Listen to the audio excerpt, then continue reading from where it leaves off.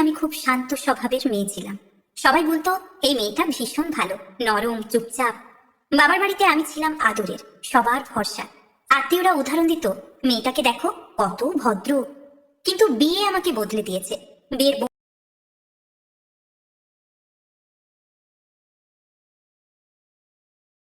High বন্ধুরা, আমি চলে এলাম তোমাদের সামনে একটা নতুন মোটিভেটেড ভিডিও নিয়ে। তো বলি কি যে দেখো, মেয়ে এবং ছেলেদের বিয়ে হওয়া মানে হচ্ছে একটা, যেমন ছেলেরা পরের কোম্পানিতেই বলো আর গভর্নমেন্ট সার্ভিসই বলো, ছেলেরা যেমন চাকরি করতে যায়, হ্যাঁ, তো সেই চাকরির ব্যাপারটা কেউ ঘুষ দিয়ে চাকরি করে পায়, আবার কেউ বিনা ঘুষে নিজের কোয়ালিটি অনুযায়ী চাকরির জায়গা দখল করে।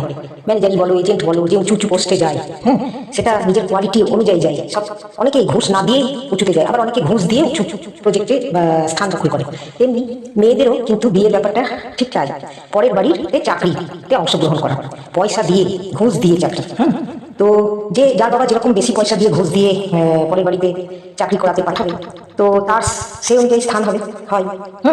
কিন্তু আমি বলি কি, ওইরকম ঘুষের চাকরি পরের বাড়িতে গিয়ে না করা থেকে নিজের বাবার বাড়িতেই, বাবা যে পয়সাটা দিয়ে বিয়ে দেওয়ার ঘুষে পরের বাড়িতে ঘুষ দেওয়ার ব্যাপারটা করে, সেটা নিজের টাকাটা নিয়ে বাড়ি করে নিজে কোনো কোয়ালিটির চাকরি হোক বা কিছু করে, বা বাবাই রক্ষণাবেক্ষণ করে ছেলে মেয়েকে মানুষ করে দেওয়ার ব্যাপারটা অনেক বেশি মানে সম্মানের। কেন না, পরের বাড়িতে পয়সা খরচা করে ঘুষ দিয়ে বিয়ে করেও তারা ঠিকঠাক মেয়েদেরকে রাখবে কিনা সেটা বিভজ্ঞা।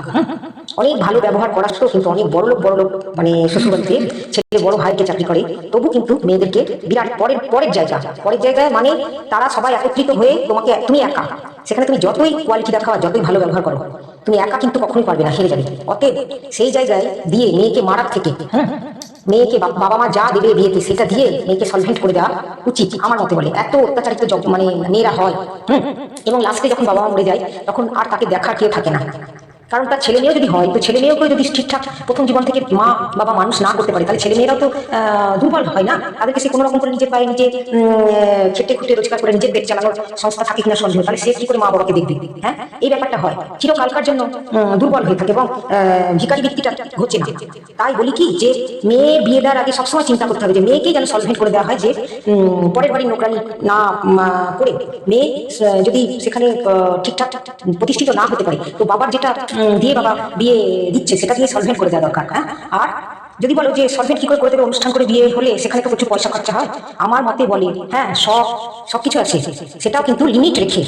অনুষ্ঠানে আমি এক গাদা পয়সা খরচা করে দিলাম, দিয়ে তারপরে আমার শ্বশুরবাড়ি ভালো হলো কি না হলো, ছেলে ভালো হলো কি না হলো, তখন আমি পথ থাবড়াবো, সেটার থেকে অগ্রপশ্চাৎ বিবেচনা করে অনুষ্ঠান করার থেকে, হ্যাঁ, যেমন ঘরোয়া জন্মদিন হয় অল্প পয়সায় করে, তো সেরকম বিয়েটা একটা দুই তরফের মানে খরচা নিয়ে, ছেলের বাড়ি ছেলে খরচা করবে, মেয়ের বাড়ি মেয়ে খরচা করবে, একটা সম্মান নিয়ে অনুষ্ঠান হলো। এবার তোমার মন হলো তুমি সম্মান করে ছেলেকে কিছু দিলে, বা তুমি বউকে কিছু দিলে সম্মান করে, সেটা তোমার ব্যাপার, তুমি দিতেও পারো নাও দিতে পারো। এই মেন্টালিটি নিয়ে যদি কেউ শ্বশুর বাড়ি মানে ছেলেই বলো আর মেয়েই বলো যে বিবাহিত জীবন চালাতে পারে, যে কে কি দেবে সেই প্রত্যাশায় বসে থেকে আমি নিজের জীবন পরিচালিত করবো, তাতে আমাকে সম্মান দিতে হবে, এই মেন্টালিটি নিয়ে জীবনে যদি বিয়ের জীবন চালাতে আসো, তাহলে কিন্তু ঠকতে হবে। অতএব সবসময় ভাবতে হবে আমি নিজে পায়ে নিজে দাঁড়িয়ে যেখানে থাকি না কেন, কোয়ালিটি নিয়ে আমি যেন, আমাকে যদি কেউ বিতাড়িত করে, আমার যেন কোয়ালিটি থাকে যে আমি নিজের পায়ে নিজে রোজগার করে নিয়ে নিজেরটা চালিয়ে নিতে পারবো। এই মেন্টালিটি নিয়ে যদি বাবা মা বিয়ে দেয় এবং মেয়েকে ছেলেকে তৈরি করে, তাহলে কিন্তু অতটা দুঃখ বা কষ্ট আমার মতে বলে আসবে না। যদিও ডিভোর্স হয়ে যায়, তবুও কিন্তু যেহেতু লাস্ট কিছুদিন হয়তো কম্প্রোমাইজ করে দেখলো, তাতে পেরে উঠলো না, তখন যদি ছাড়াছাড়ি হয়, তো ছেলের যদি কোয়ালিটি থাকে সে নিজে রোজগার করে খাবে, মেয়ে যদি কোয়ালিটি থাকে সে মেয়ে নিজে রোজগার করে খাবে, একাই থাকুক আর দোকায় থাকুক, তবু কিন্তু অনেক সুখকর হবে। যদি নিজের কোয়ালিটি বা বাবা মা যদি ওই যে পয়সাটা দিয়ে বিয়ে গয়না গাটি এইসব নানা রকম খরচা করে দিয়ে যে মেয়েদেরকে বিয়ে দেয় বা ছেলের বাড়ি থেকে পড়ে, সেই পয়সাটা অ্যাসেট হিসেবে রেখে অত শখ করে খুব লোককে দেখালাম, দেখার পরে সবটাই ফ্লপ হয়ে গেল, হ্যাঁ, টিকলো না আপনার লাস্ট জীবন অব্দি, ওরকম ফুটানি দেখিয়ে লাভ কি আছে জীবনে? প্রথমে একটু বিরাট আমি মানে বোম ফাটানোর মতন দারুণ জয় জয়কার করলাম, তারপরে আমার জীবনে চোখের জলে নাকানি চোবানি এলো, সেই জীবন অতিবাহিত করে আমার প্রথমেই ভাববো যে আমার ওরকম শখ, আমার যেন গোটা জীবনটা সমান ভাবে যায়, তাতে আমি শখ আমার সেরকম ভাবে চরমে পূরণ নাই বা হলো। কেন না, গোটা আপনার জীবনটা, আমার পরের জীবনটা যে কি হবে, একবার শখ করে নিয়ে সমস্ত কিছু ফুটিয়ে দিলাম, খরচা করে দিলাম, তারপরে আমার পরের জীবনটা যে কি হবে সেটা ভাবলাম না, সেটা না ভাবলে তো চোখের জল ফেলতেই হবে।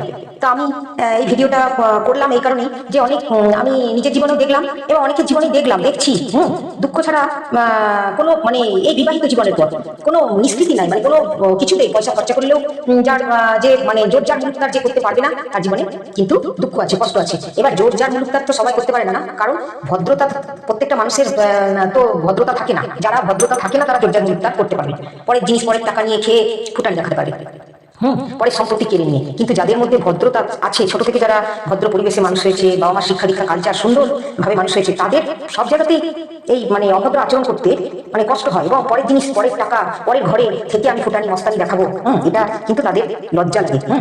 কারণ কি বলো, মেয়ে ছেলেই বলো আর ছেলেই বলো, মেয়েরা পরের বাড়িতে পরে নিজের নামে যতক্ষণ না কোনো কিছু হচ্ছে সবটাই করে, স্বামীও পর আর শ্বশুর শাশুড়ি ননদ দেওর তারাও কিন্তু পর। অতএব তারা যতক্ষণ না মরছে, তোমার নামে না হচ্ছে, ততক্ষণ তুমি কিন্তু ওয়ারিশত্ব পাবে না। অতএব সেই পরের জিনিস নিয়ে আমি লড়াই করে সংসার করে দেখিয়ে ফুটানি, ওরকম ফুটানি দেখানোর থেকে আমার মতে বলে নিজের জিনিস নেই, বাবা মাটা সব থেকে নিজের হয়, রক্তের জিনিস, কি ছেলে বলো কি মেয়ে বলো, তাদের রক্তের জিনিসটা নিয়ে সম্পত্তি পায়, টাকা পয়সায় যেটাই পাই বাবা মা নিজের রক্তের, তো সেটা নিয়ে বরং ফুটানি দেখানো যায়। কিন্তু পরের জিনিস, হ্যাঁ কি ছেলে বলো, ছেলেও যদি শ্বশুরের জিনিস নিয়ে ফুটানি দেখায়, শ্বশুরের টাকা শ্বশুরের পয়সায় খাবো করবো নেবো, হ্যাঁ ফুটানি দেখায়, সেটাও লজ্জাস্কর ব্যাপার। আবার মেয়েও যে বিয়ে হয় শ্বশুর বাড়ি খেলাম করলাম নিলাম আর মস্তানি মেরে আমার সম্পত্তি আমার জমি আমার ভাগ আমার অধিকার, এই যে ফুটানি, পরের জিনিসে কোনোদিন ভাগ ফুটানি দেখানো যায়?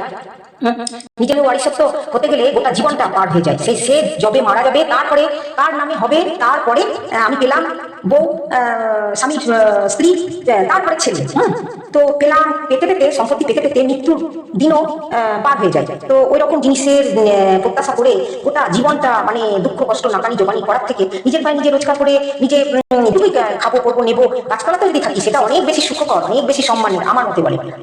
কিন্তু ওই লড়াই করার পরে এই জিনিস পাওয়া, সেই জিনিস পাওয়ার থেকে না পাওয়া, এবং সেই লড়াইয়ের পরে আমি ওই 60-70 বছর বয়সে এসে আমি আর চোখে তাকিয়েও দেখতে পারবো না কি পেলাম না পেলাম। তো ওই পাওয়া নিয়ে আমার কি লাভ হবে, মৃত্যুর দিন তখন ঘনিয়ে আসবে, আমি চাই উঠবো।